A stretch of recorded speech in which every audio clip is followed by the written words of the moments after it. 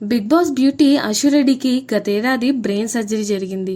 దాని నుంచి కోలుకుంటున్నానంటూ ఇన్స్టాగ్రామ్ వేదికగా ఓ వీడియో షేర్ చేసింది. అందులో ఆమె పంటి కింద నొప్పి భరిస్తూ ఆపరేషన్కు సిద్ధమైంది. ఇందుకోసం తలపై భాగంలో కొంత జుట్టును కూడా తీసేశారు. తలకు కుట్లు వేస్తుంటే అశు ఆ నొప్పిని భరించలేకపోయిన ఫోటోను వీడియోలో పొందుపరిచింది.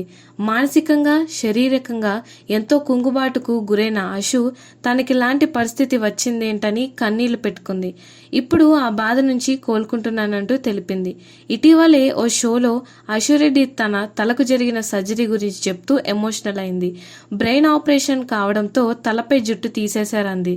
అదేదో పూర్తిగా తీసేసినా బాగుండు, కానీ అరగుండు చేశారని బాధపడింది. అద్దంలో తన ముఖం చూసుకొని కెరియర్ అయిపోయిందనుకుంటున్నానంటూ కన్నీళ్లు పెట్టుకుంది.